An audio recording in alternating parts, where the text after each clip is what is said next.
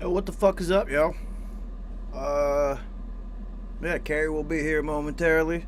I'm about to roll this motherfucking blunt. Uh, and we shall get started momentarily. Just like play some theme music or something. Yeah, man.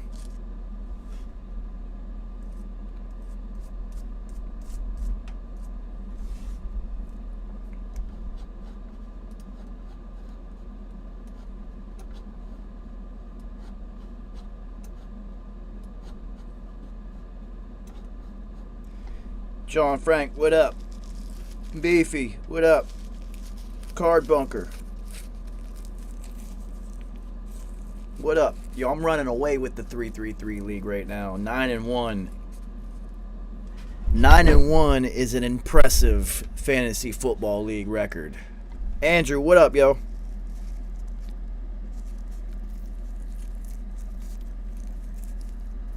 Oh, it's 9 o'clock. Time to start. So while we got a couple of our 333 fantasy football league participants in the room, let's talk about what's going down. All right, so in the fantasy football game pick competition, your boy is still in first place, 89-60, not bad.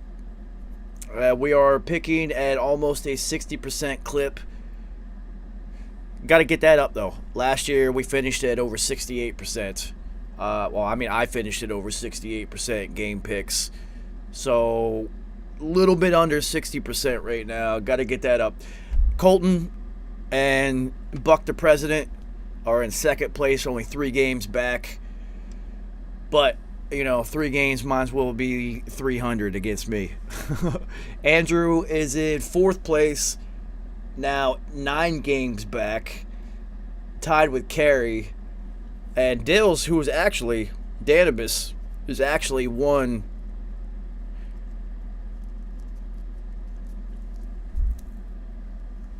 uh 9-1. See, 9-1's incredible record. Danibus has actually won the last couple weeks in a row in the game picks, but is in last place. So let's go to our 333 league and check things out. I said it in the chat during Monday Night Football. It is going to be an absolute race to get to the playoffs in our league. This last week, I was able to sneak by Buck the President. Don't ask me how. I only put up 109 points and still got the victory. Whatever. I'll take him any way I can get him. Colton had beat Card Bunker for the second time this season, if I'm not mistaken. He got you twice, and both of them have been very close. Very close. Beefy, what up? Danimus got the victory over Emmanuel to improve to 5-5 and put himself in fourth place. So as of right now, I'm in first at 9-1. Card Bunker's in second at 6-4. Emmanuel's in third at 6-4. And Danibus has pulled into fourth place at 5-5. Colton, Andrew is at 5-5 right behind him. And then Colton's at 4-6. And then realistically, Buck's only at 3-7. And Carey is at 2-8. Anything could happen, but the chances of them making the playoffs with records like that at this point are slim.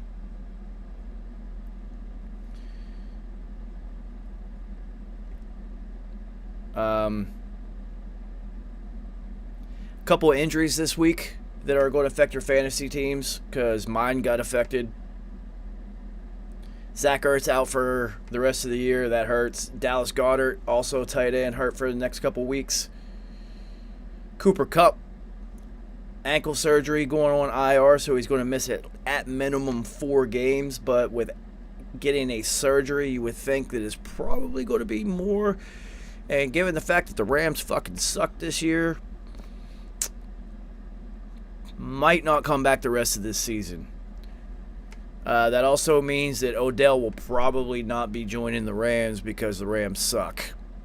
So if you're Odell, you're only going to want to join a winner. Now, in the tiebreaker scenario in the 3-3-3 league, let's see who's the highest scoring. 13-8. Danibus is now the highest scoring team in the league, followed by Card Bunker. And then I'm right behind them. The reason why that even matters is if you have a tie, then whoever has scored the most points, fantasy points over the season, will win the tiebreaker. So you have to start looking at things like that. In my other league,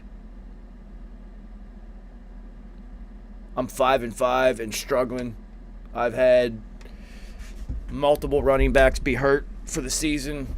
I just lost Zach Ertz for the rest of the year. We are struggling with a K. It happens though. All you gotta do is make the playoffs.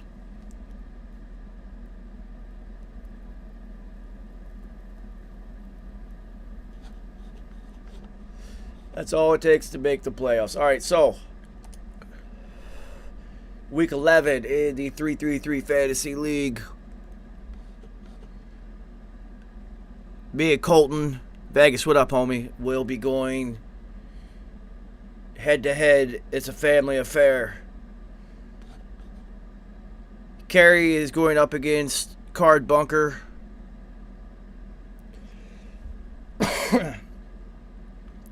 Andrew and Danibus going at it. Both teams are 5-5, so that's a very interesting matchup because clearly the winner is going to put themselves in a playoff position and holding their fate in their own hands, because if they just continue to win, they're in the playoffs.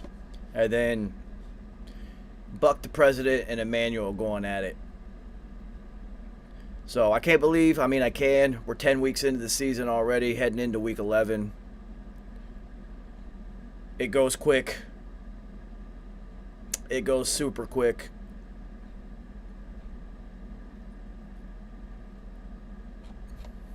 Alright, it's only 9:07. I imagine Carrie will be here soon. I did have a 20-leg parlay this week that I only missed by 2. I guess 18 out of 20 is not bad.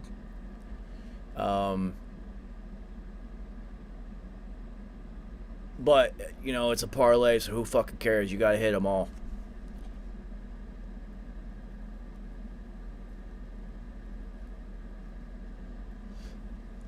I see that YouTube has this new feature, Q&A. I put a question up of who do you think is going to win the Super Bowl now? The 2 prohibitive favorites for this season both lost this weekend. Now, NFL fans tend to be prisoners of the moment. You see a team lose and it's like, oh, the sky is falling, the bottom's falling out, they're a flawed team. Shit happens, man.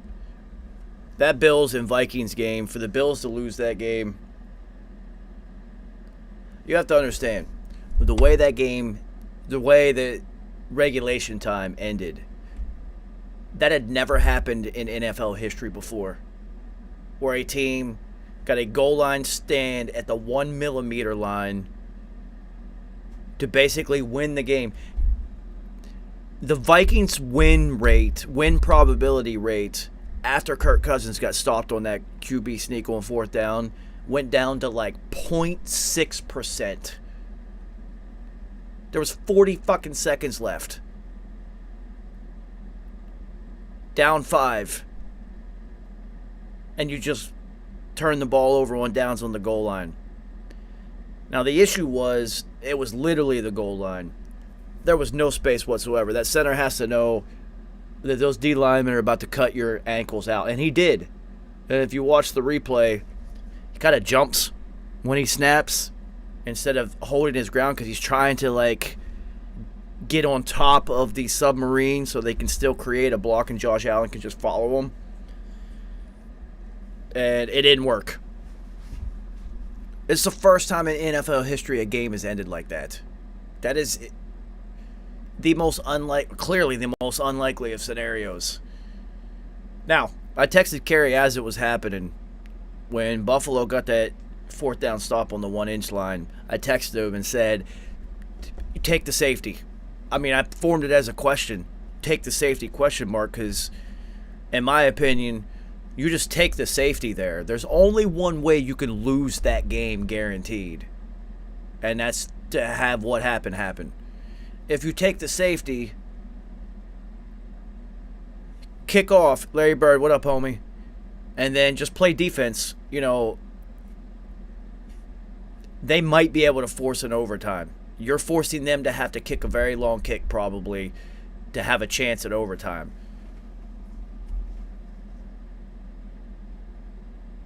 They actually should have lost on that Gabe Davis catch on third or fourth or whatever it was to get them into field goal position because he actually didn't catch it.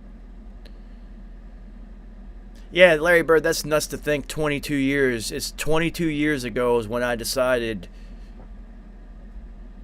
all right, I'm going to do this and not go to school anymore, basically. Not quite exactly 22 years, but when P put out HNIC, I wasn't going to class anymore. I'm going to make rap music instead. Wait a minute, what? You don't even make music? Yeah, I'll figure it out. What a wild trip it was.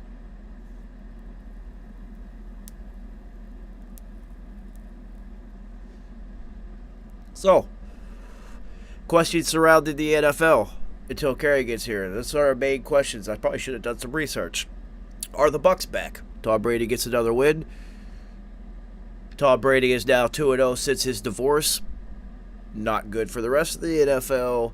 Tom Brady may go on a revenge tour and absolutely shred the NFL on the second half of the season.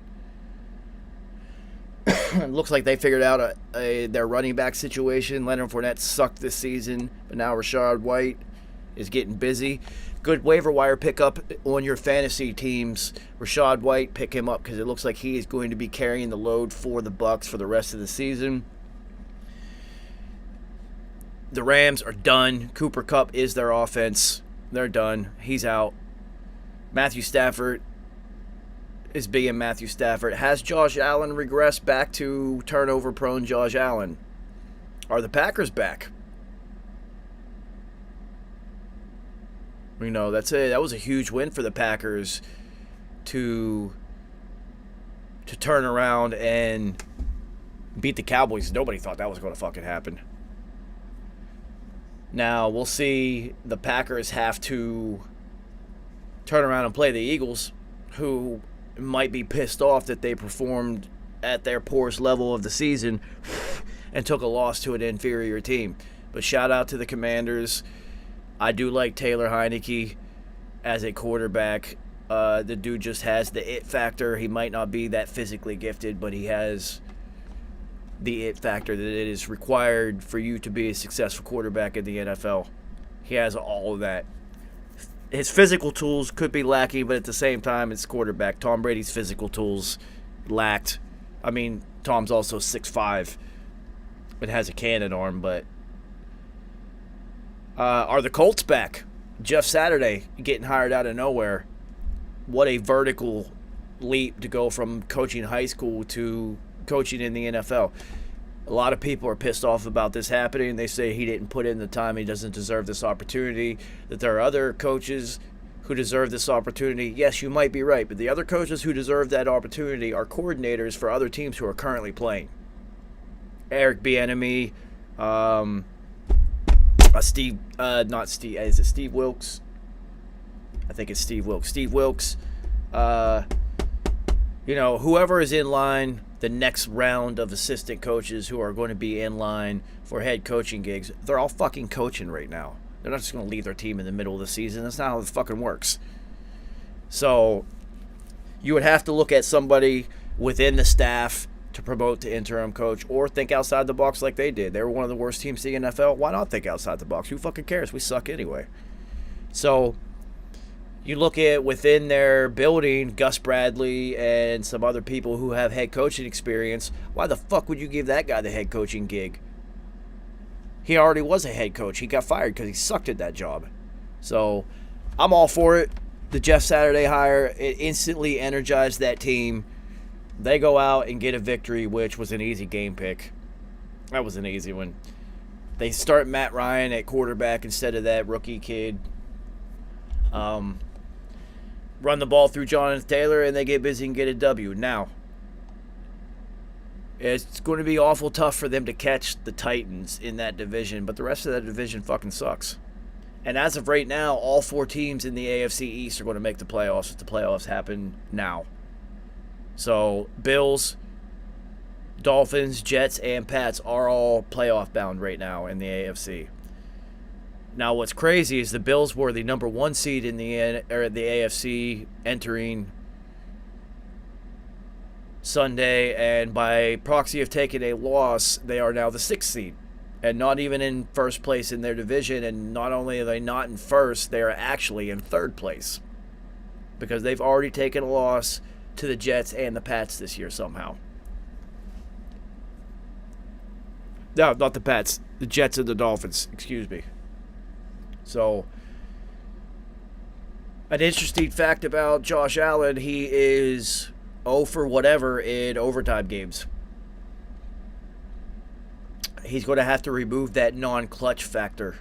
Or not factor, but like label that he's going to have on him. This is the same thing that Kirk Cousins had forever, is that he couldn't play. He didn't play his best when it mattered the most. Kirk Cousins is still not playing his best when it matters the most. It's just Justin Jefferson is so damn good at football that Kirk Cousins just throws it in his direction and the guy makes plays for him. That one-handed catch on 4th and fucking 18 when everyone knows he's getting the ball. The defender actually catches the ball and he one-hand steals it from him. And not only does he steal it, he somehow was able to cradle the ball as he's falling so that it doesn't touch the ground. Are you fucking kidding me? That will go down in NFL history as one of the best catches that has ever happened on the field. And it was. It deservedly does. Because given the context and the stakes being 4th and 18. You know, Odell Beckham's catch with 3 fingers while getting pass interference, crazy. But, you know, Cowboys still won that game. The Giants lost that game, so who cares? Justin Jefferson on 4th and 18 made a play to make sure that their team gets victory. He had like 12 catches for 193 yards and a touchdown against the best defense in football.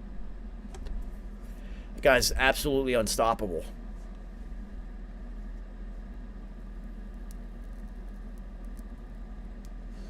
Like, absolutely unstoppable. It's crazy beefy because if you watch the game,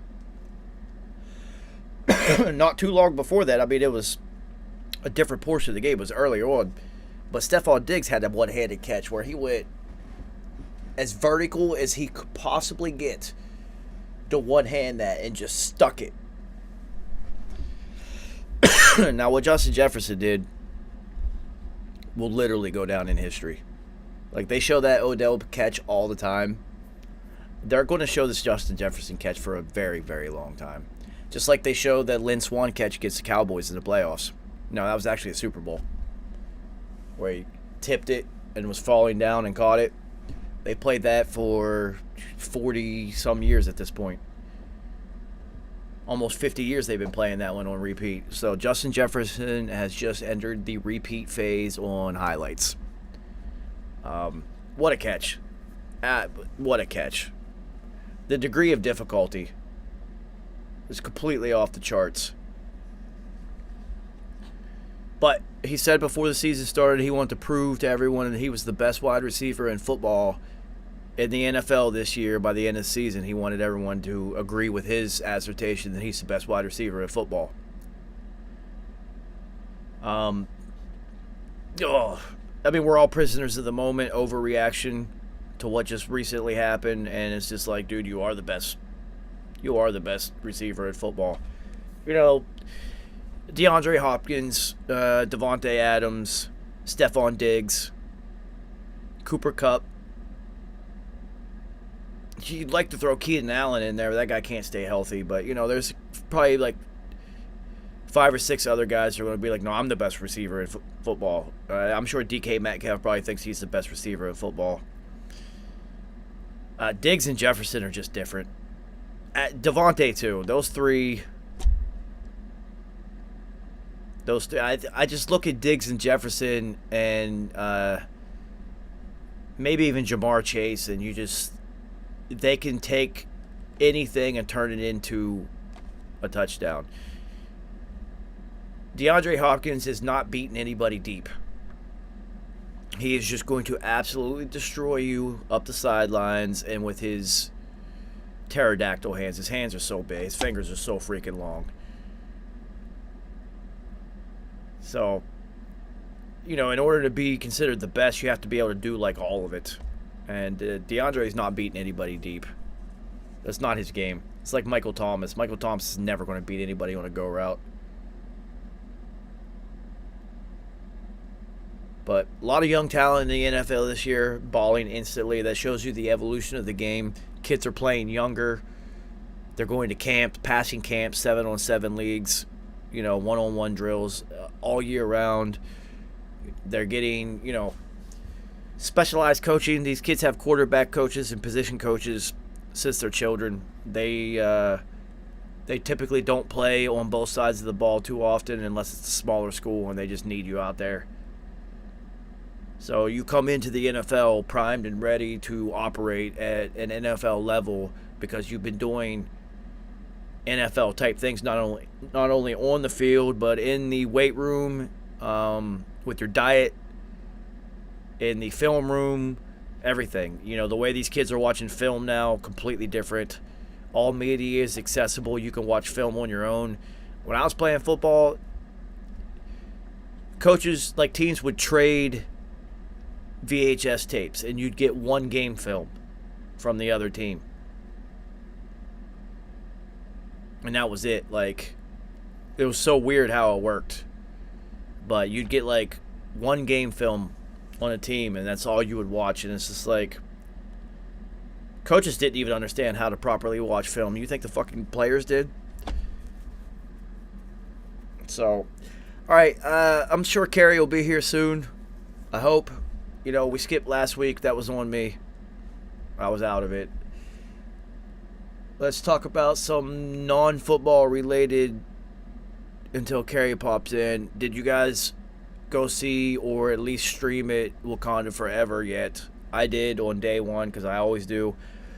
There are some holes missing in the movie for me because I don't speak French and the bootleg version on the internet is French. So when they were speaking, you know, like the Aztec language, Namor and all of them underwater, and they would bring up the subtitles, it would be in French, and I don't fucking speak French, so I have no idea what was going on in parts of the movie outside of just kind of being able to figure it out. But I actually thought that this one was better than the first one. Is it perfect? Not even fucking close. There's a whole bunch of things that I don't like about that movie at all, but it's still better than the first one because the first one wasn't that good. Like, if we step back about the cultural impact and the importance and the representation and all that, and we just look at it as a cinematic experience in a movie, wasn't that fucking good.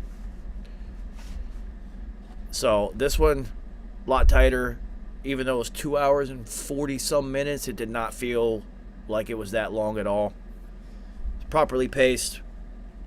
There were some sound issues, and I'm a sound nerd, so I'm going to notice the sound issues immediately. But it's pretty fucking dope. I don't know if I would recommend going to the theater, if it's necessary to go to the theater to see it, but you can watch it on the internet like everybody else does. The copy that has hit is not that bad. Not too many issues with it. So,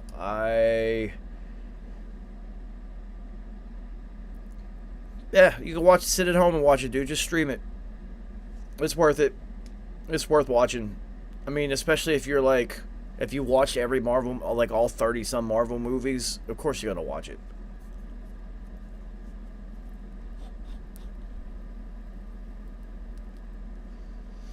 All right, let's go over some headlines. And then when Kerry pops in, we'll see what he thinks about these things. So, Commanders head coach Ron Rivera is unsure if when Carson Wentz is healthy, if he will get his starting quarterback job back. No, he shouldn't. Him saying he is unsure if healthy Wentz is him basically saying, no, Taylor Heineke is our starting quarterback until further notice. And he should be. That team plays better with him. They are 3-1 in their last 4 games. So you go from 1-3 to 3-1. Duh. You know, what are you talking? Khalil Herbert is now on IR. Did not notice that. So I am going to have to go into my fantasy squad and drop that idiot. So many injuries. So many freaking injuries. He has a hip injury. God bless America. So my NFL league fantasy team has literally just been an injury fest. Good God. I think I already put in a waiver request over him anyway. Yeah, I did, so fuck it. Good Jesus Lord. Just so many fucking injuries. Yeah, I did see that there was an upset. I saw the still shot of that guy, his face wrapped around that guy's fist. He did get rocked. Anyway, let's see. The Packers have released Amari Rodgers, which makes sense. He has 4 catches and 5 fumbles. That is his actual stat line in his career. So get him out of here.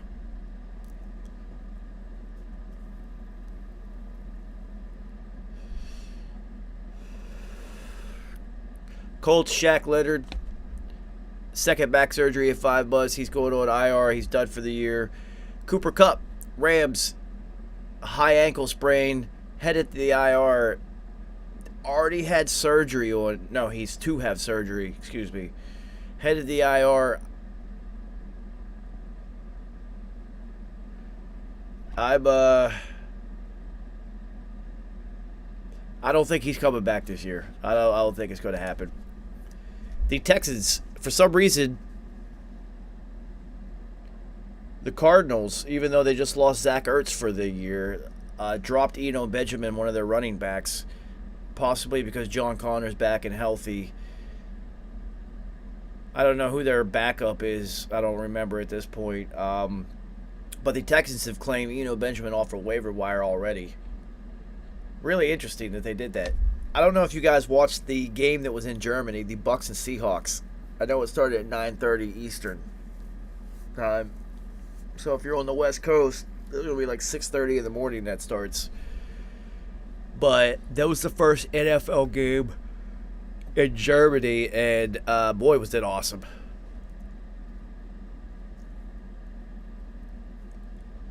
It's interesting, the soccer crowd, because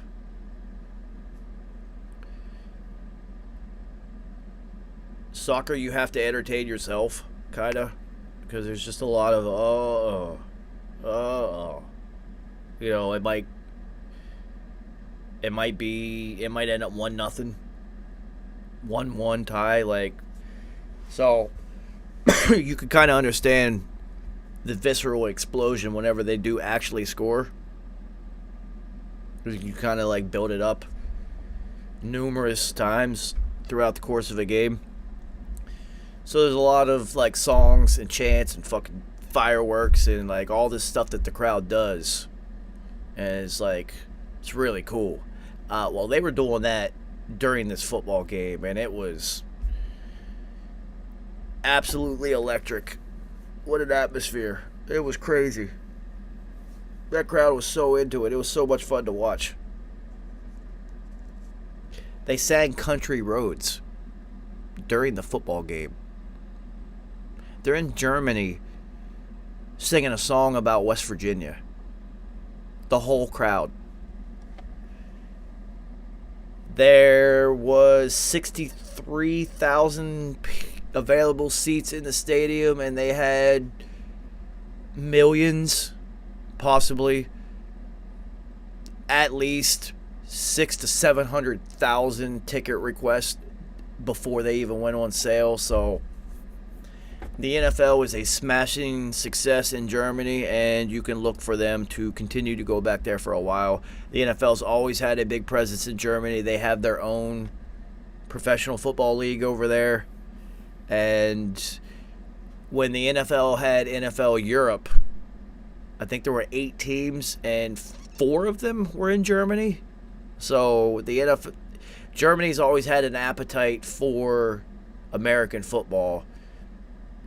There is military bases, U.S. military bases in Germany and whatnot. So you have a lot of military people going in and out of Germany. So that's going to fuel a lot of NFL football. And then, people who end up staying over there and whatnot. People who have moved over there. It's funny because when you watch the NFL games over in Europe, you see every single team's jerseys. It's just whichever people are fans of American football are just going to the game, because it's just like you get like 1 or 2 of those a year. There he goes. 9:30, almost on the dot. Almost on the dot. What it is, cuz.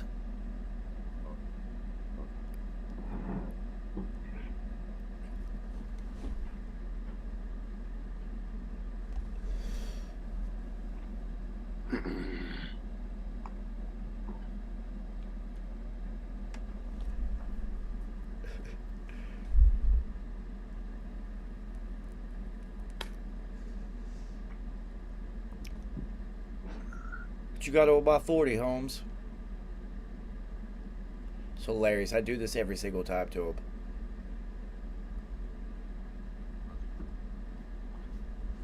For the tens and tens of people who watch this show, I have a habit of talking when Carrie can't hear me, because I think it's funny, and then I look at him like he heard me.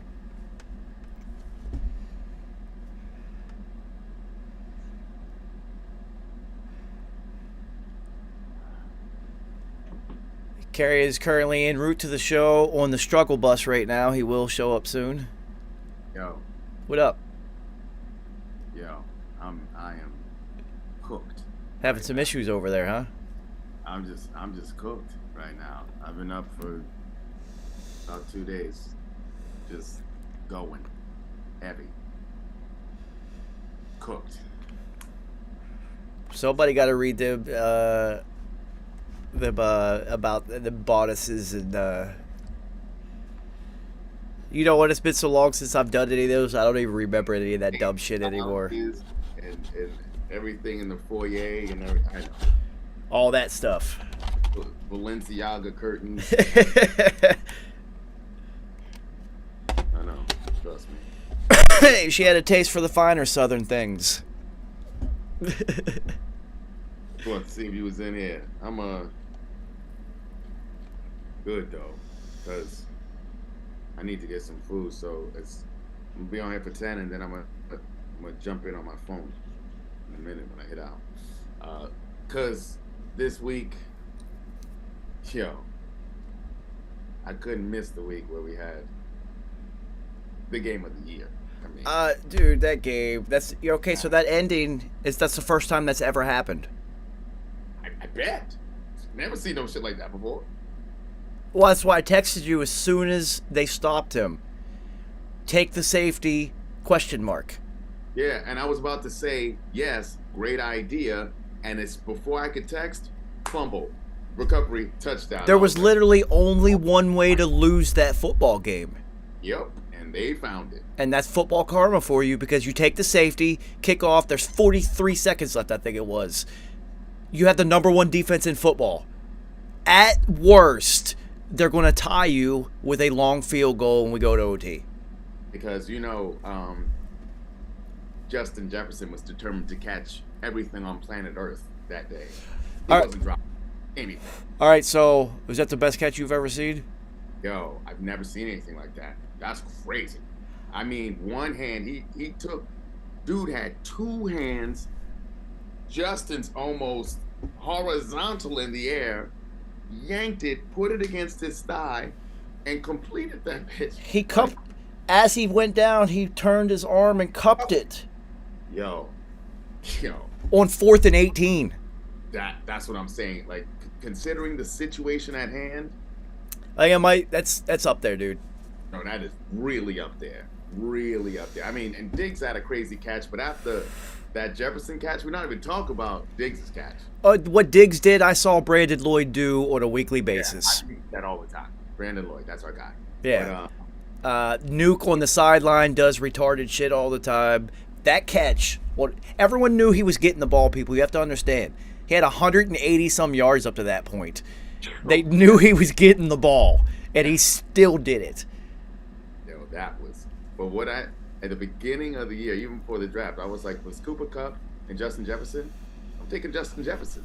I was like, he's gonna get busy this year. I kind of figured that Cooper Kupp was going to run into some heavy usage issues because it was so much usage. That's on Matthew Stafford, though. You have a whole other receiver in Allen Robinson, and you didn't even attempt to get him the ball. Like, McVay had to tell you to throw him the ball, and then you still didn't really do it. Well, Kerry, 3 weeks, by week 4, he stopped using Higbee, too. And then, like, Schwarzenegger, who drops it a lot, was getting more targets. I don't understand. No, it was insane, but I knew a usage issue was going to happen with Christian McCaffrey when he was, led the league. Oh. Everybody, yeah. When you break records on usage, like Derrick Henry, the most carries ever in a single season, or he gets hurt the next year. Absolutely. These things happen. I'm worried about Saquon because Homie had 32, 34 carries, 35.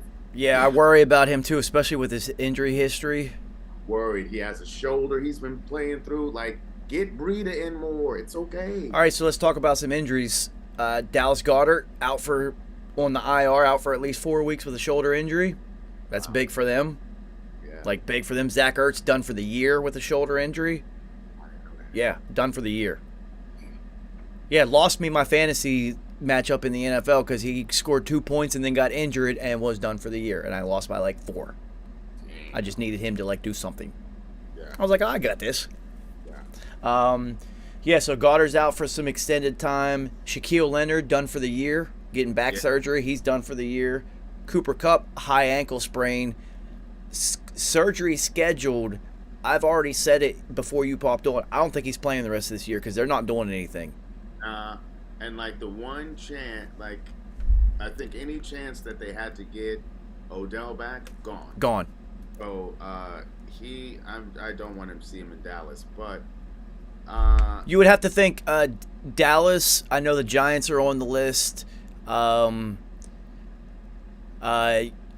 You would have the Vikings should be on there because Adam Thielen basically doesn't really play anymore. He's not effective anymore, and KJ Osborne has moments, but he has better moments when Thielen's playing better. Yeah, he needs to be a 3, so they needed somebody to step in and take over what Adam Thielen used to be able to do. Right. It's good that they got Hawkinson. Like I said 2 weeks ago, he's going to fill that role. Huge pickup. But Odell could go there. The Packers is still an option, but they would have to win the next 2 games in a row for them to actually be an option. Right. So that means you'd be asking Christian Watson to duplicate, or you can not duplicate 3 touchdowns, but be reliable, be as reliable as he was for at least 2, 3, however many weeks it took for Odell to get caught up to speed. And Tunyon is not even a part of the offense this year. So, I think their success is actually what we've been saying the whole year. Run the goddamn ball. Just run. You got two studs back there. Fucking run the rock. Run the rock. Khalil Herbert on IR. I almost texted you too after TB12. I said, "So, do you think Aaron's gonna win today after TB12 won?" And I almost switched my pick. I was like, "I feel like fucking Rodgers is going to beat them." I knew he was going to cover the spread. I knew that. I just didn't switch it. I don't know why I didn't pick the Bucks. I was high off of the Seahawks, and it's not even that the Bucks look like they're starting to figure some things out, especially on defense. They look really good. It's that trip over to Germany, that young team in Seattle, and this is Tom, the most focused athlete in football history. He should have known they were going to go over there and handle business. That game, I don't know if you were up early. Fans in Germany, and they were singing fucking West Virginia. Country Roads, baby. Country Roads. I was like, what? Dude, what an environment. That was crazy. At some point in time, Germany is going to have a team. They just love the game too much. Well, so they're already planning on Spain and France are the next, especially with the success in Germany. But the thing is, World League Football, 8 teams, 4 of them were in Germany. Germany's always had an NFL fan base, military bases in Germany. Always had a huge fan base in Germany, but boy, that game was fucking dope, man. That crowd was so much fun. And they was like rowdy about it too. That was dope. Yeah, awesome. Khalil Herbert, IR, done.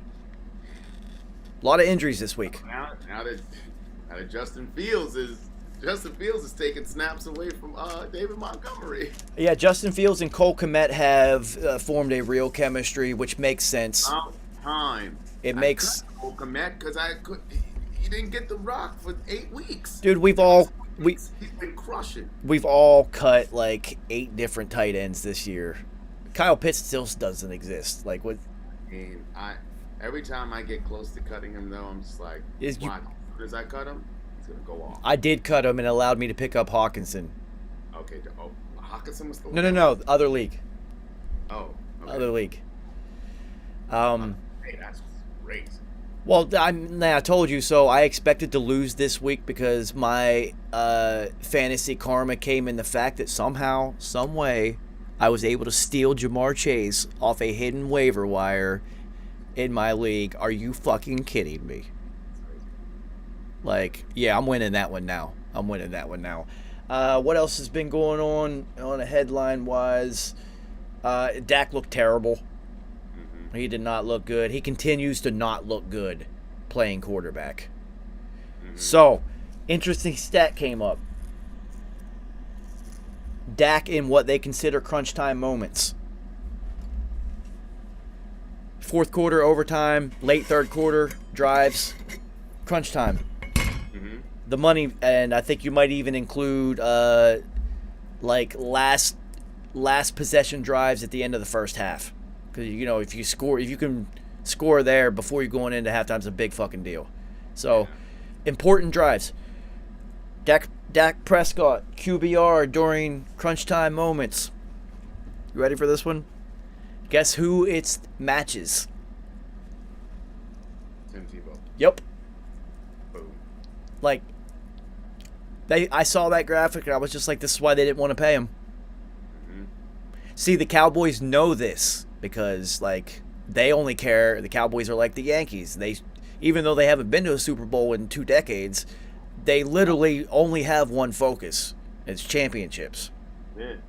And I think they knew, when it gets to crunch time, he's not the guy. So Dak continues to underperform, especially when it counts the most. But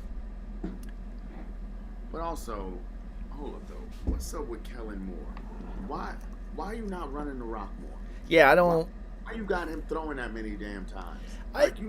You're not looking out for him. No, he's not. This is a case where I think the offensive coordinator is trying to prove to everybody how fucking smart he is. Because look at what's happening in the league right now. Offensive coordinators from fairly successful teams go on to get head coach jobs immediately. No, you can be 30 years old and you're going to get a head coaching gig. And then now you also look at almost all of them, go and have immediate success. I know, and many of them former Madden dudes. Exactly. The only one who doesn't have immediate success, and it kind of looks like he's just not a good head coach, is McDaniels, dude. I know. Also, Hackett. Oh, but with Hackett, I feel like Hackett was like all those offensive coordinators that were under Peyton Manning, who got head coaching gigs and then went to suck because Peyton Manning's actually the offensive coordinator. You're not actually doing anything. This is true. I feel like that's how it's been with Aaron Rodgers for the past couple seasons. Because it's like if you work with A-Rod, let's see what what did you do when they had the number one offensive football? Like, he just won back-to-back MVPs. Yeah, he won back-to-back MVPs. Hackett didn't win MVPs. Right. Yeah, the Broncos looked absolutely terrible. Derek Carr was crying at the press conference. I saw that. So there's, and not only was he crying, the things that he said, talking about there's only a couple players putting in that work and all this stuff. That's the coach. That's the coach and the environment. And they stuck with Pagliacci or whatever his name was. They were playing with that dude. Like, that doesn't make sense. Like, all the shit that they went through last year, and they still made the playoffs. It didn't make sense. And then you add Chandler Jones and Devontae Adams, and you're infinitely worse. Yeah, that's crazy. Like, really? That doesn't make any fucking sense at all. There was another injury. A couple linemen got hurt. From the Chargers got hurt. Yeah, they can't. I just want Justin Herbert to go to a different team at this point. Straight up. Come to the G's. Just go anywhere. Anywhere but there. Because that franchise has been cursed since I've been on this planet. I mean, Dan Fouts couldn't get it done. I mean, so what happened to Philly Ribs? Drew Brees almost took Drew Brees out before he even truly got started. Yeah, dude, it's just, that whole run with them being successful but having to run into the Patriots and continuing to lose in the playoffs to the Patriots. LaDainian Tomlinson on the sideline like this with the visor on, like, they're snake bitten. I want him to go somewhere else. Just bad looks all around. The backup bowl was kind of shocking. I didn't know that Kyler was hurt. I did. So I sat his ass, and I did have the Cardinals still winning. Oh, I did, but because you thought Kyler, but when Colt comes in. No, I didn't know Matt Stafford was hurt too. Oh, when Colt comes, he got hurt, and then the backup got hurt, so the third string got to go in there. But when Colt McCoy goes in, the first game after the starter gets hurt, he wins that game. Now, when you got to roll him out for game 2 or 3, he's going to lose those. Yeah, if he's a starting quarterback, you're not getting it. But you get that. You'll get that one. Yeah, you get that boost from the backup. Yeah. There's always a little bit of juice for some reason. Like the team rallies around the backup every time. Best story in football this week. Jeff Saturday gets hired out of nowhere.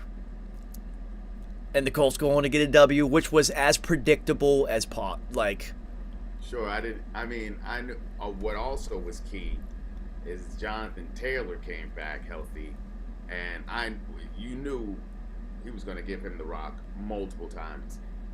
And it's funny, I didn't even think about this. Of course, Jeff Saturday would put Matthew Ice Cream back in there. No, as soon as like, I don't know Ellinger like that. He's like, I know what this guy has done. He's about them vets, and he's about running the rock and pounding it down your throat. Pause. Well, I knew when they because they broke.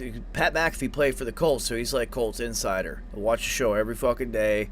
They've talked about it ad nauseum. Jeff Saturday came on and talked about being hired, and I could just tell. I was just kind of watching the depth chart. I just kept watching because I was just like, he's going to start Matt Ryan. And if he starts Matt Ryan, whole different team. Matty Ice Cream with a 39-yard scamper out of nowhere. He's been resting, so yeah. Good for him. But now they have the Eagles coming up this week. So, yeah, good luck on that win streak. Well, see, and also, this is why I initially sat Pittman. I was like, Ellinger don't get Pittman the rock. We put Matty in there. Of course, Pittman's gonna get the rock. I was like, God damn it. Yeah. So, what's your take on him being hired? I mean, I kind of rock with what many people have said. I mean, he skipped straight to the front of the line. I mean, this is nepotism at its fucking finest. I mean, you got coaches. I know Rex Ryan said some shit. He was like, "There's a guy who's been coaching damn near 50 years." You know what I mean? Like 40, and he's like, he's done everything. What else does he have to do? So I was like, man, that's valid. I mean, but the thing is that there's nothing in place to prevent that. So, I mean, you're the owner. Ultimately, especially with there's not a protocol in place. The Rooney Rule is a joke. Rooney Rule doesn't apply to interim coaches. It doesn't apply to interim coaches. So you can literally hire whoever you want, and you're the owner. You can do what you want. There's no rule in place, so they didn't do anything legally wrong. Now, morally, like integrity wise, sure, but he hired his homie. Like, yo, come. All right, so I have two different takes on it. Let me finish this up. But I will say this: the bullshit, it comes in when they've told other coaches, especially coaches of color, that you just don't have the experience. They're like, well, how do I get the experience, but I don't get the job? And so they get that, then they get caught up in that catch-22 wash. And then this owner says, oh, I'm glad he doesn't have experience. I want him to just go out there. That's that bullshit right there. All right, so I'll give you now three takes. I'll give you three angles on this one. So, one, total nepotism. Hilarious. But necessary nepotism, and I'll tell you why. It's middle of the season. You can't hire Eric Bieniemy. He's not going to leave them in the middle of the fucking... No coordinators are going to leave in the middle of the season, so you'd have to hire from within that team. But you have Reggie Wayne on that staff. This is true. If you look at how Jeff Saturday is operating, it looks very Vrabel-esque. Leader of men, not X's and O's. Like, I'm going to let you guys take care of this shit. He told the offensive coordinator during the game very early on, the new guy, they asked him, he was just like, yo, what do you think we should do right now? And he was just like, no, that's your fucking job. Like, you do that. That's why you're here. You make the decision. So I see it, leader of men. Why I like it, they were thinking about Gus Bradley or some other guy that's on the Colts staff. I'm just like, these guys have been head coaches like 4 fucking times and failed. Why I do like it, if Jeff Saturday is successful, now you won't have to go through that. You have to go be a fucking assistant, go to climb 37 different steps before you even get a meeting to potentially be a head coach. This might reset it for... Reggie Wayne's on that squad, though. That's the caveat. Reggie Wayne's there. Yeah, this might... Why didn't he elevate Reggie Wayne? He's a Colt lifer. You know what I'm saying? Only played for the Colts. Didn't play for another team like Jeff Saturday. Only played for the Colts. I mean... Although, I get it. But... He don't hang out with Irsay in the way Saturday hangs out. Of course. So, the way I look at it, it's a weird circumstance. Sure. Because if it were at the end of the season, which at the end of the season they will go, or they should, they're going to have to, Rooney Rule, they're going to have to go through the coaching search. They're going to have to. And there are other coaches who have deserved head coaching shots, not because they've put in the time. They deserve it because they're incredible fucking coaches, and they have proven it year in and year out, like Eric fucking Bieniemy. Like, are you kidding me? What is it? Steve Wilkes is, Yeah. He's doing his thing right now. The Panthers, yeah. With the Panthers. They just got a W. Yep. Not afraid to go back to Baker, and Baker's playing. I mean, PJ got hurt. Well, PJ also, before he got hurt, the game before he got hurt, really stunk it up. They did. Yeah, and then Baker came in, backup quarterback syndrome, 3 straight touchdown drives. But, they were down 42-0. Like, who fucking cares? It was against third-team players. So we will see. I mean, you look at like MCDC. Yeah, he's been in the coaching ranks, but not for long. Right. And he hasn't proven himself to be ultra successful. Or even part of a successful program. You see, like McDaniel going down to Miami, that was a successful offense. It's always been a successful offense. Rams, Shanahan, McVay, that whole system. Anybody who runs that gets a gig. I'll tell you some more pieces, and what Miami did, I think one of the best moves they did. I mean, the Bradley Chubb move is cool, but Jeff Wilson Jr. Jeff Wilson, and they secured that backfield. That offense is dope. Yeah, humming right now. Tua is clearly like the guy. Like we see, like I was like, okay, that offense don't look right without Tua back there slinging it. So if the Dolphins on defense can get healthy, and like near later in the season, they're going to be a problem. Well, Kerry, right now, if the playoffs were to start this week, all 4 teams in the AFC East would make the playoffs. That's crazy. The AFC East is back, baby. Wow. It's never been a real thing. It's never been a real thing. It's always been the Patriots and everyone else. So this is for the first time that it's been this competitive. Yeah. Because the Patriots, all 4 teams have a winning record, and the Patriots are currently in the 7th spot. Yeah. The Bills, by proxy of losing, go from the number 1 seed in the AFC to the number 6 seed. They're now number 3 in the AFC East because they've already lost to the Jets and the Dolphins. That's right.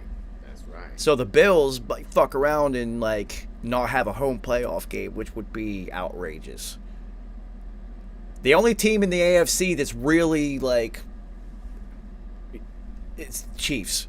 They're so much better than everyone else in their division. They're like, oh, everybody's on them, and then they're on them, and then they're on them. We're just gonna keep doing this thing.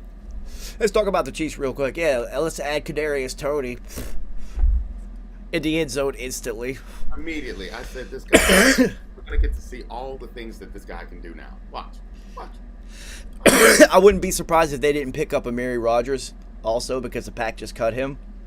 Oh, they did? Yeah, because they tried to make him a punt returner, and he's never returned punts. That's what he does. Oh, And he had 5 fumbles over the last. Look, that guy. Yeah, they had 5 fumbles as a punt returner, so they cut him. That's not his thing. I don't know. And let him get busy. I don't know why NFL coaches don't understand that returning punts is a special skill. That is a specialist gig. You just can't take a wide receiver and have them, especially if they've never done it before. They'll never, especially trying to return NFL punts. Are you fucking kidding me? You have to have someone who's been doing it in high school, then in college, and then if they just also stud out receivers like Tim Brown, you know what I'm saying? Like Tyreek, they could just do it. Odell got busy on punts and kickoffs. Edelman ended up returning kicks in the NFL. You know what I'm saying? You just can't stick a guy back there. So, man, the Giants should get Amari Rodgers. I mean, I know we got Wan'Dale Robinson. I hate that we just have all midget receivers. And Kenny Golladay, done. Yeah. That guy's Done. Done. See ya. Probably deserves it. All right, let's run through these games. Panthers over the Falcons. The Falcons are terrible, dude. I don't know why we keep picking them to do anything. Their defense is 29th in the league, 31st or something against the run. They suck. They don't use Kyle Pitts. Marcus Mariota is not the answer, that's for sure. They're oddly competitive, though, sometimes. But the Panthers stomped them in this game. And you thought they would get a little bit of boost with Cordell Patterson back, but... Well, he did in game 1, but not this game. Yeah. Well, the Panthers' defense is pretty solid. It's just their team isn't very good, so you don't really notice how well their defense is playing. It's kind of like the Colts' defense. Colts' defense has actually been performing pretty well. It's just they suck. Yeah. So, Panthers get a victory out of nowhere, which knocks the Falcons out of first place in their division and allows Tom Brady and the Bucs to take over first place. And now they're going to win that division. Yep. Yeah, easily. That's some shit with all them injuries too. And that was another reason why I paused on picking them, just because they're just so decimated. But just keep figuring out a way. I mean, you give TB12 protection. They had them 7-man fronts. he gonna eat you up with two receivers. He could still do it. Yeah, Julio Jones got busy. Yeah. But here's the biggest development for the Bucs, and I was waiting for this to do this. Leonard Fournette gets benched, and they start Rachaad White, who has 22 carries for 100-plus yards, and does what Tom Brady needs. Let's eat up this clock, field position battle. And I told you, I was like, he ain't playoff Lenny. He came in overweight. I was like, he's just not. He ain't gonna be the same. That's why I didn't want to pick him up. I was like, Nah, so they've made the switch, and I was waiting for this. And now they have the bye week to work White in as the number one officially, get people healthy. Otten's been playing really well. Tom's getting some rapport with him at tight end. So you are going, and plus their division fucking sucks, dude. Worst division in football. Oh, and I can hear you. I'm gonna get ready. Vikings and Bills, we already talked about that. That was the most ridiculous football game of this season by far. Good for the Vikings for winning games that Kirk Cousins usually does not win. Justin Jefferson, incredible. It's funny that both of these teams are really good on defense, and it was a shootout. It was a shootout. You heard? It was early in the game when the Bills were up 21-7. It was just like, and then they got a pick. Kerr had a terrible overthrow, and they got a pick. It was just like, all right, if the Bills can go down and score right here, this game is fucking over. And they don't. Josh Allen has a turnover because Josh Allen. And he's been doing that a lot this year, especially in the red zone. Yes, he has. So that might come to bite them. They have now lost 3 games when everyone still believes that they are the proverbial favorite in the AFC for the Super Bowl. But I would have to say that if Miami can figure out how to play a little bit of defense, then let me in. I'm gonna switch in the phone. Yeah, I got you. If Miami can learn how to play defense, then they're probably going to the fucking Super Bowl. Their offense is absolutely unstoppable. Word. That's what I'm saying. That's if Miami they get healthy on D and they just like do that thing, they're gonna give everybody problems because no one can hold Tyreek, and then you have Jalen on the other side, and now they're getting Gesicki the ball more. Oh, come on, man. And their third receiver had a touchdown, so you added someone else.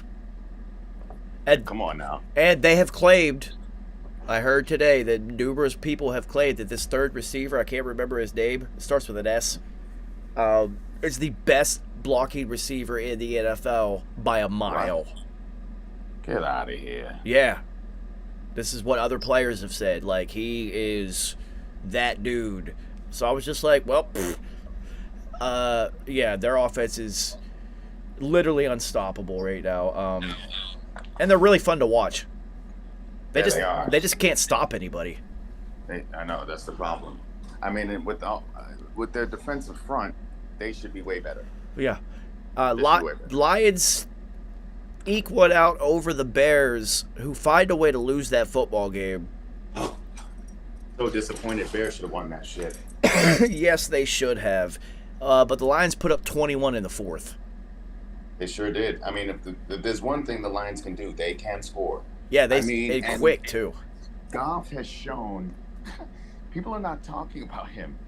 He's played pretty well this year. Oh, I had a mental note that I got to bring up. So, I've been on St. Brown since college. Like, right. I knew he was going to do it. You know who he reminds me of? Who's this? Antonio Brown. Really? He's not as explosive. He doesn't have that, like, top-end gear just to return kicks and just blow people away. Dude, watch him play. It just looks like a young AB. You got a little Tony toe tap in him? Oh, man, he's so good, dude. He is so fucking good. All right. He is. He's their number one, and he's like 5'10", and he's dominating. He's like Tyler Lockett, but he's shiftier.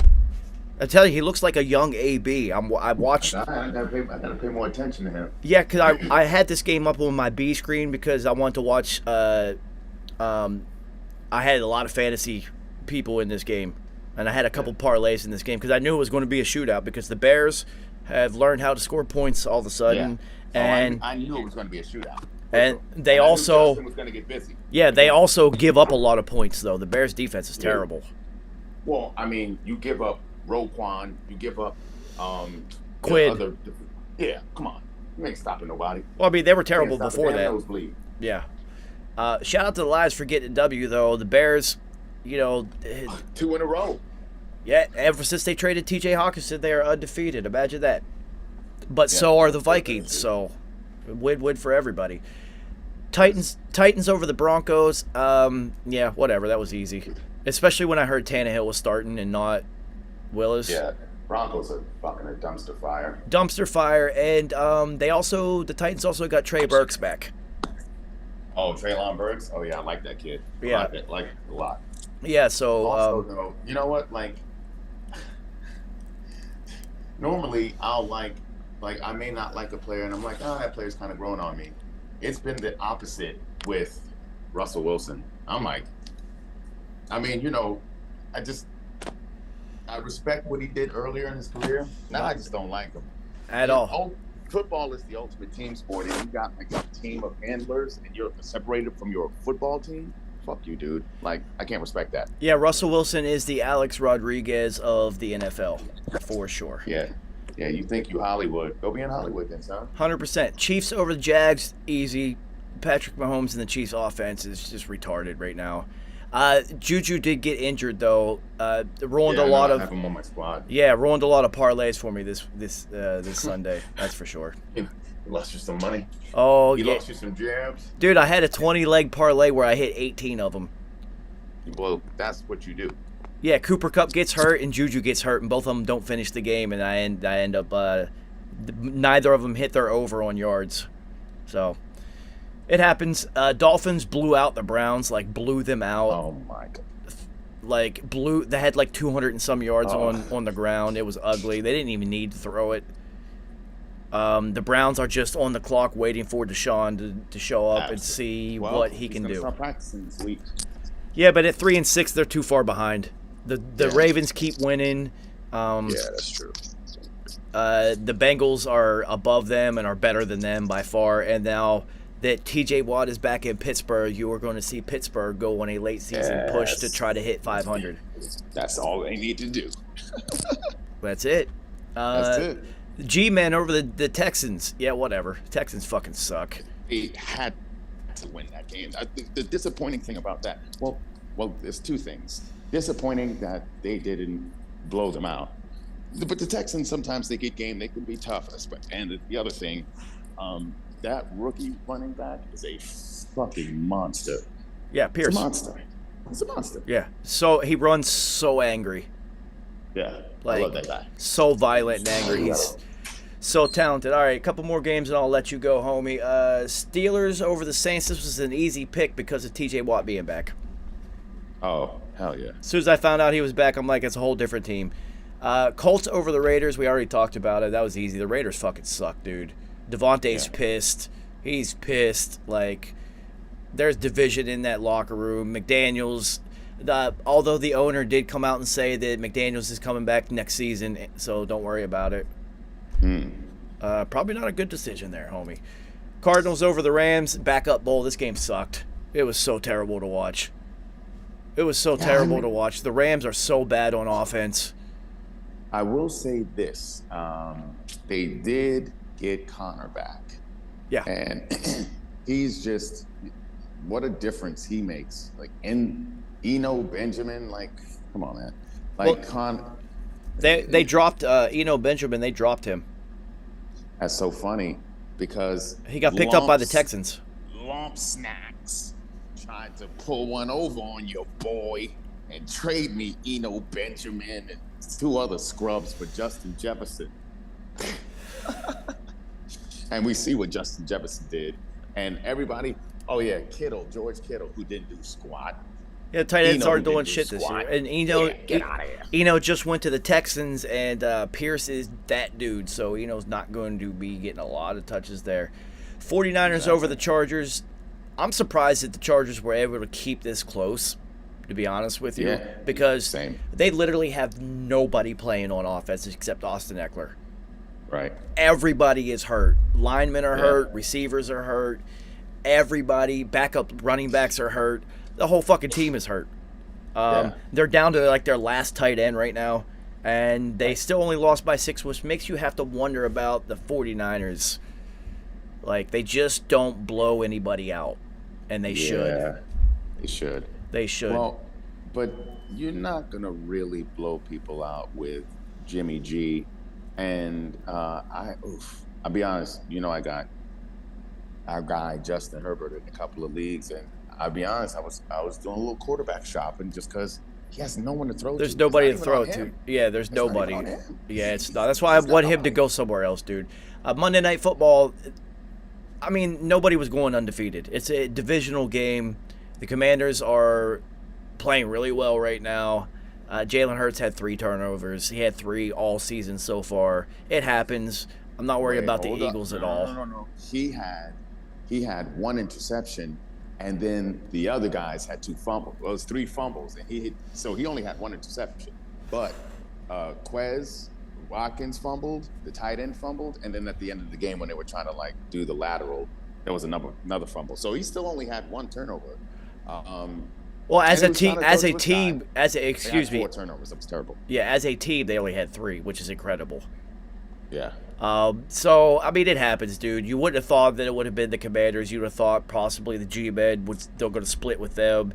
Probably Yeah, the sure. Cowboys, too. Probably going to split Yeah, with you them. knew it was going to be in the division somewhere. 100%, dude. It was Yeah, just weird because yeah. it was in Philly.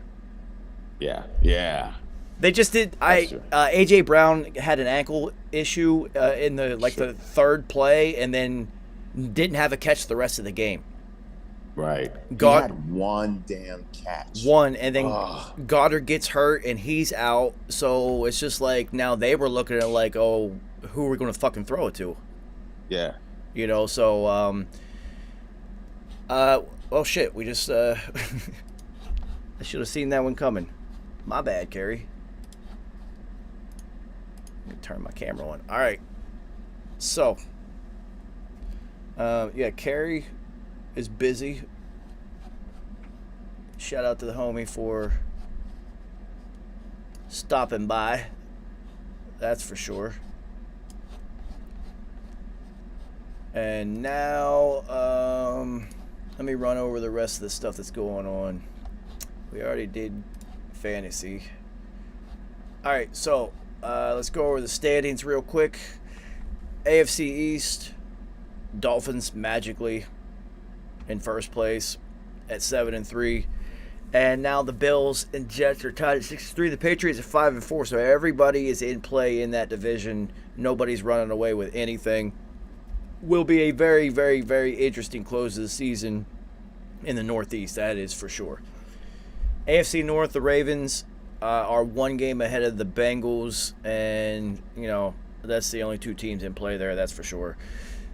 AFC South, the Titans at 6-3 are clearly the best team in that division. But I mean, I wouldn't be surprised if the Colts didn't all of a sudden just make a run with the Jeff Saturday effect. It'd be really interesting. AFC West, the Chiefs are running away with that one. I don't care that the Chargers are only 2 games back. Poor Justin Herbert has absolutely nobody to throw it to, and it sucks. On to the NFC. NFC East, Eagles take their first loss of the season. Giants are only 1 game behind, Cowboys 2 back, and now the Commanders are only 3 games back. But you would have to think, with the absolute plethora of talent in that division ahead of them, that being 3 games back is too far to win that division, that's for sure. NFC North, if there is one team that is running away with the division, it is the Vikings. Those other 3 teams suck. NFC South, the Bucs win 2 in a row, get them to 500 going into the bye week. Now you get healthy for the 7-week stretch, and fortunately for the Bucs, the rest of that division fucking sucks. NFC West, the Seahawks are fun to watch. They take a loss to the Bucs. And the Niners have won 2 straight to get them to 5-4. I wouldn't say that the Cardinals are out of it, but they're not any good. This will probably be Cliff Kingsbury's last year in that position as head coach. I don't think him and Kyler get along, to be honest with you. Doesn't look like it. I know he was brought in to be Kyler's coach because, if I'm not mistaken, no, Kingsbury was in Texas Tech. So you would have to think that that's like Patrick Mahomes putting up such ridiculous numbers in college that he got Cliff Kingsbury head coaching job in the NFL. Because it's not like he did anything in that half a year he was the offensive coordinator or the head coach at USC or whatever he was. That's why I wanted to say to Kerry, if there was ever an example of nepotism that I hated more than any of them, it was Cliff Kingsbury getting the head coaching job for the Cardinals. He had a losing record in college as a head coach, and just gets, not even as a coordinator in the NFL, gets a head coaching gig. It's really interesting, and they've kind of sucked ever since then. All right, on to next week. Tennessee at Green Bay. Green Bay's going to win because it's in Green Bay, and they need it. Chicago at Atlanta. The Falcons fucking suck at football. And Justin Fields has found something in himself in the NFL. So they're going to put up points, and Atlanta's somehow going to find a way to lose that game because that's what they do. Cleveland at Buffalo. I think Buffalo is going to be playing angry. It's in Buffalo. And Cleveland is literally, as we said before, just waiting for Deshaun Watson to become their head or their starting quarterback. And it's probably just looking ahead to next season. Philly at Indianapolis. Same thing with the Eagles. Coming off of the loss, worst game of the year for them. Going to Indianapolis. I would look for Indy to keep it close because they're going to think that there's a formula to beat the Eagles now because the Eagles just took a loss. Well, the Commanders didn't have any turnovers and they played really well.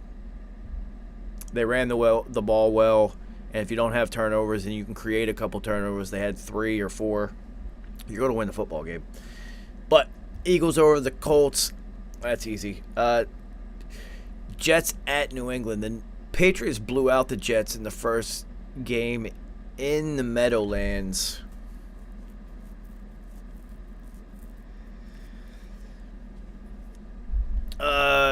Patriots. I'm a Pats fan. What the fuck am I even talking about? The Rams at New Orleans. No Cooper Kupp. Possibly no Matthew Stafford. Who do the Rams even have playing on offense? If Matthew Stafford does start, it might be a blessing in disguise because without Cooper Kupp, he's going to actually be forced to throw it to somebody else. And he might see that he does have some people on his team that actually can play football. So, you might want to throw it to him. I'm going to go with the Saints, though, because they just don't have anybody. And Matthew Stafford only does like to throw it to one person. So I would look for Matthew Stafford to have 8 to 12 incompletions thrown out of bounds in Cooper Kupp's direction wherever he's at on the sideline on the bench, which isn't actually going to happen. He's not even going to be at the game. Detroit at the Giants. Detroit with 2 wins in a row. It's going to be an interesting football game. We're going to watch this one. The Lions' defense is absolutely fucking abysmal. So Saquon should have a huge game. Daniel Jones will probably be a good quarterback to pick up in daily fantasy because he's going to be cheap and everybody puts up numbers against the Lions. Interesting game. If this was in Detroit, I might take the Lions. I'm going to go with the Giants. Carolina at Baltimore. Baltimore's way better than the Panthers, but it's not going to be a blowout by any means whatsoever. We will see with the bye week if Mark Andrews is healthy, how healthy the Ravens' backfield is, and how much more implemented into the offensive playbook and schemes Deshaun Jackson gets. The Commanders at Houston. Look at the Commanders to go on a win streak right now because the Texans are terrible. And Chase Young is back in the fold. Raiders at Broncos. Boy, are the Raiders terrible at football. Now, This is like the worst case scenario for them because the Broncos are also terrible at football. But they're having to go to Denver, which Denver has the altitude advantage. And Denver also has a very good defense and Patrick Surtain Jr., who's like the best corner in football. So he's not going to be able to eliminate Devontae Adams, but he will be able to limit Devontae Adams. And Darren Waller and Hunter Renfrow are both out for the Raiders. So, oh my God, they're going to lose another game. The Broncos are going to beat them. The Raiders fucking suck. So bad. They are destroying my season win total parlays. Thanks, guys. Cowboys at Vikings. They'll probably say that this is the game of the week, which it looks like it actually is. Yeah, it is the game of the week. Wow. Best matchup. Vikings are now primetime football. Interesting. Dak is terrible in crunch time. It's in Minnesota. Minnesota can literally do everything well. I would look for CeeDee Lamb to have a big game because Minnesota's pass defense is probably their weakest link. Wide receivers tend to put up big numbers against them. But, yeah, I'm going to go with the Vikings in a close one, though. Cincinnati at Pittsburgh. TJ Watt has returned. It's in Pittsburgh. Oh, God. Cincinnati's offensive line is so awful. Joe Burrow is constantly under assault on the football field. Oh, man. Joe Mixon might get busy, though. When does Jamar Chase return to football? This is a big game for Cincinnati. Not so much for Pittsburgh, given how their season has started. Cincinnati needs it more. They should win. I don't know, though. Something tells me that Pittsburgh's going to go on a run right now. Sunday Night Football, Kansas City at Chargers. Yeah, whatever. Poor Justin Herbert. Now you have to go up against a team that can and will put up 40 on you. How can the Chargers possibly put up 40 when there's nobody to throw it to? Monday Night Football, San Francisco at Arizona. San Francisco, their roster is infinitely better. Their coaching staff's better. There's absolutely no way in the world they should lose this football game. But this is the NFL in 2022. Teams on the bye this week: Miami, Seattle, Tampa, and Jacksonville. That probably hurts Miami the most because they are on a run and have all the momentum. Seattle and Tampa both needed this break. Tampa just needs it to get healthy. Seattle needs it to readjust after taking a loss. And Jacksonville, who fucking cares? Who cares? All right. That's it for me since Carrie is out. Shout out to Nice and Roger Harper. Who knows when we will see you guys again. I know both you guys are extremely busy. Nice was blowing up my Instagram actually on Sunday, and it was football Sunday. I was busy. So, Nice, if you see this, which you probably won't because you're busy, hit me up. Until then, I will see you guys. Hey, I'm up to a couple things, so I'm up to a couple things. As I'm always up to something, I'm up to a couple things. You will see a lot more of me coming soon. Beef, you already know, homie. I appreciate it. Yeah, a couple things in the works, man. I will see you guys soon.